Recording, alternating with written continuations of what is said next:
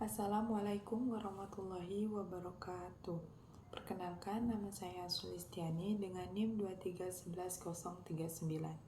Di sini saya akan membuat video untuk menjawab pertanyaan-pertanyaan ujian akhir semester dengan mata kuliah Masail Fiqhiyah. Di sini saya akan menjelaskan 3 topik. Yang pertama adalah bayi tabung, yang kedua adalah poligami, dan yang ketiga mengenai abortus atau aborsi. Baiklah, yang pertama mengenai bayi tabung. Apa itu bayi tabung? Bayi tabung atau dalam bahasa kedokteran adalah in vitro fertilization, yakni upaya untuk memperoleh kehamilan dengan cara mempertemukan sel telur dan sel sperma ke dalam suatu wadah tanpa melalui senggaman. Nah, bayi tabung dalam kitab Al-Fatawa karya Mahmud Shaltut dijelaskan bahwa bayi tabung adalah bayi yang berasal dari proses pembuahan di luar rahim dan dibantu oleh teknik kedokteran atau teknologi kedokteran. Nah, di sini saya akan menjelaskan secara singkat proses bayi tabung itu sendiri. Yang pertama adalah yang pastinya sel telur dan sel sperma dari seorang pasangan suami istri yang sah.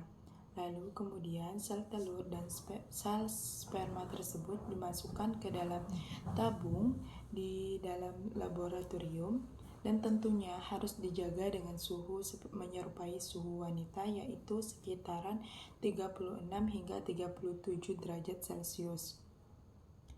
Nah, kemudian di dalam tabung tersebutlah sel telur dan sel sperma bertemu dan kemudian berkembang menjadi zigot dan akan berkembang lagi menjadi morula atau embrio yang kemudian akan dipindahkan ke dalam rahim sang istri agar embrio tersebut tumbuh dan berkembang menjadi janin. Lalu kemudian yang kedua adalah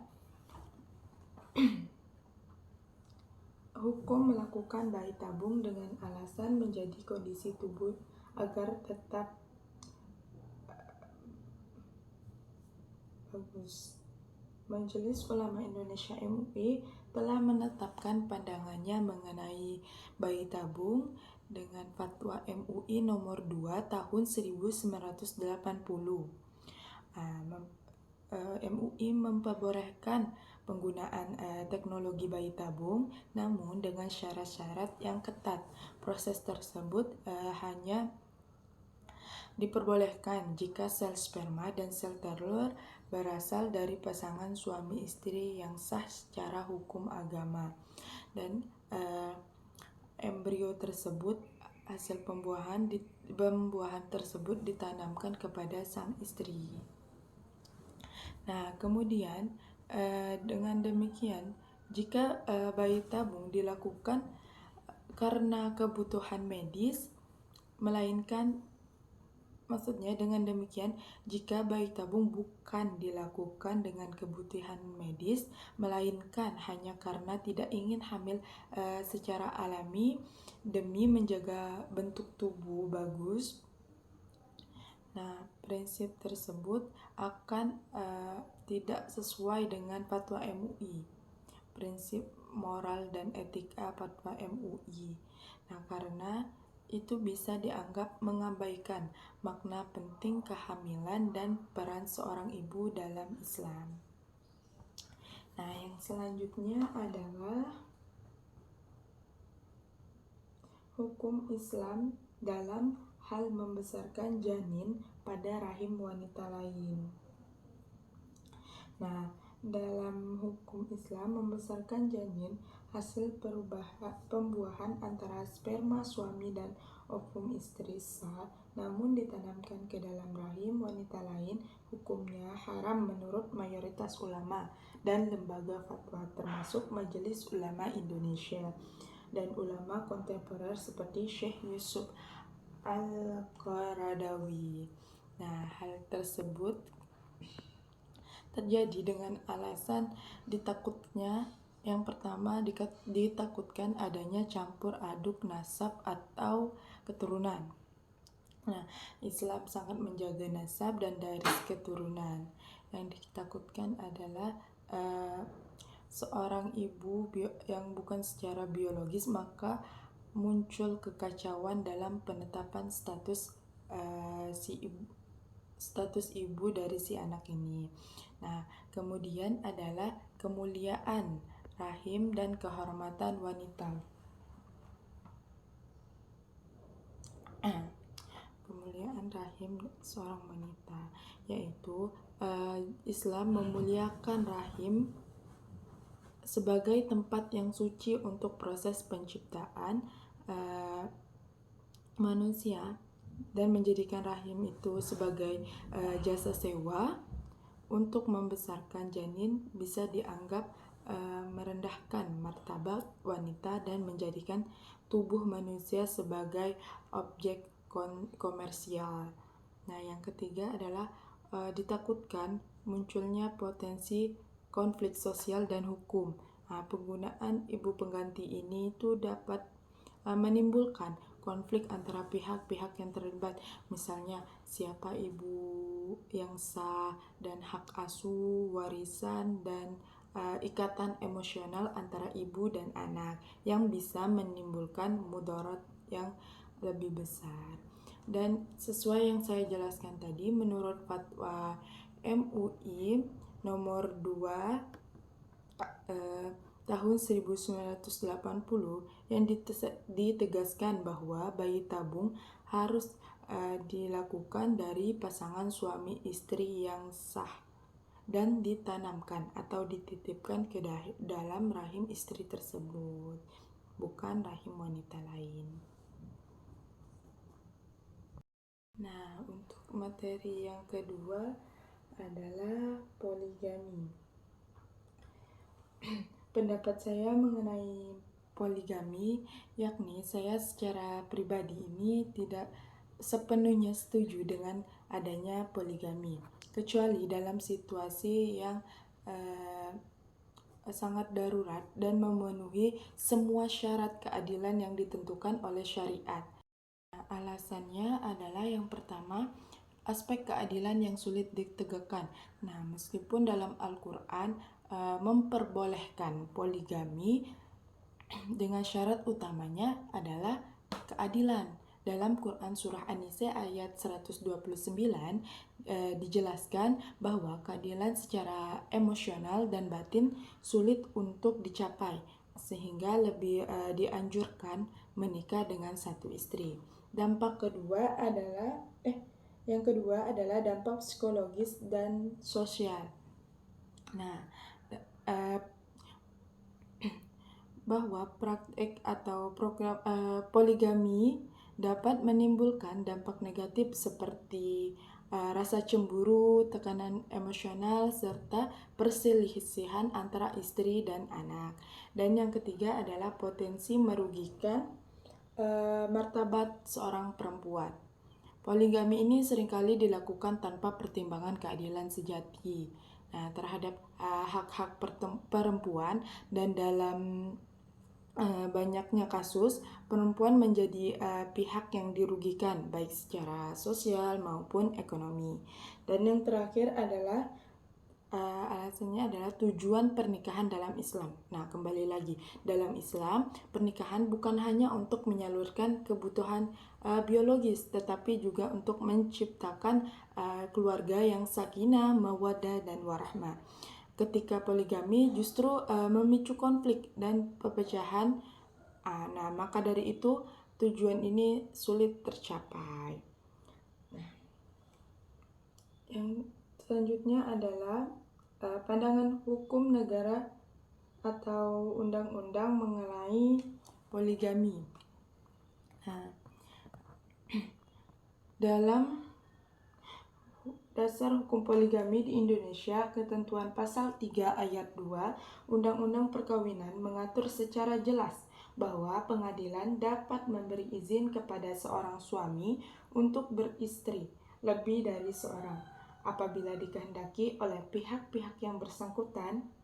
Khusus bagi peragama Islam, dasar hukum poligami diatur pula dalam pasal 56 ayat 1 KHI yang menerangkan suami yang hendak beristri lebih dari satu orang harus mendapatkan izin pengadilan agama. Nah, menunjukkan pada dasar hukum poligami tersebut atau yang saya telah bacakan tadi, pada dasarnya hukum poligami di Indonesia dapat dilakukan sepanjang poligami tersebut dilakukan sesuai dengan hukum poligami yang berlaku di Indonesia dan memenuhi sejumlah syarat-syarat poligami. Nah, kemudian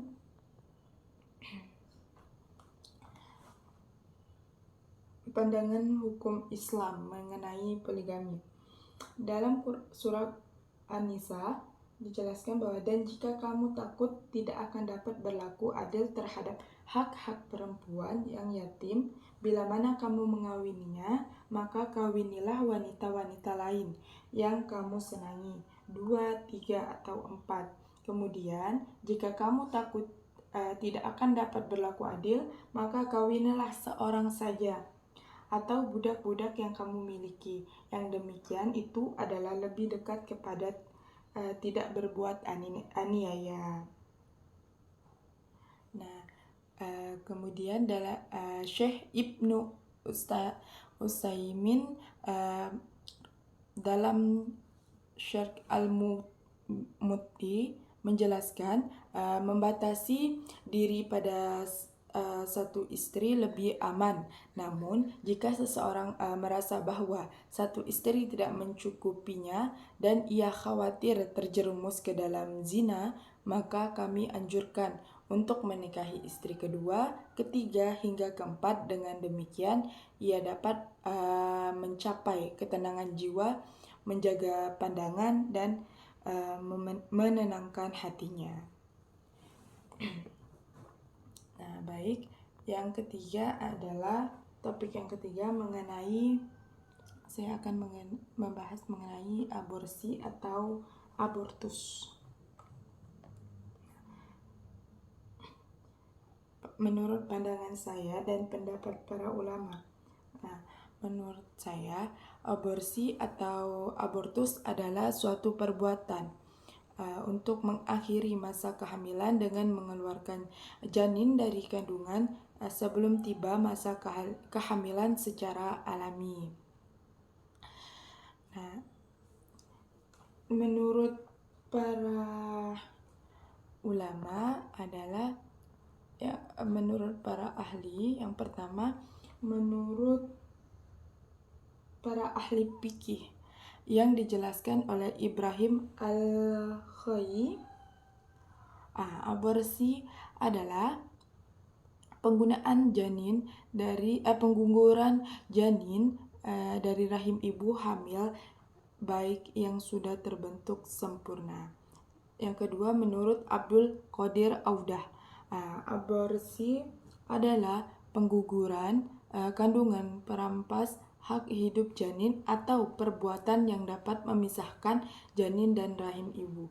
Dan yang terakhir menurut Al-Ghazali, pendapatnya bahwa aborsi adalah pelenyapan nyawa yang ada dalam janin atau merusak sesuatu yang sudah dikonsepsi. Nah, yang terakhir adalah yang kedua adalah mengenai aborsi, hukum melakukan aborsi dengan alasan terindikasi bahwa anak yang lahir nanti akan cacat. Nah, menurut fatwa MUI nomor 1 tahun 2000 yang ditetapkan pada Musyawarah Nasional, fatwa ini menyatakan bahwa aborsi atau pengguguran janin setelah ditiupkannya ruh hukumnya adalah haram, kecuali jika ada alasan medis seperti untuk menyelamatkan nyawa ibu. Jika janin terindikasi cacat, cacat berat, misalnya tidak memiliki otak ataupun yang lainnya, para ulama berbeda pendapat tergantung usia kehamilan. Nah, ada yang menjelaskan bahwa sebelum usia 120 hari atau 4 bulan, jika hasil diagnosa medis terpercaya, nah maka menyatakan bahwa janin mengalami cacat berat dan tidak dapat hidup normal. Maka dari itu beberapa ulama memperbolehkan aborsi sebelum usia 120 hari.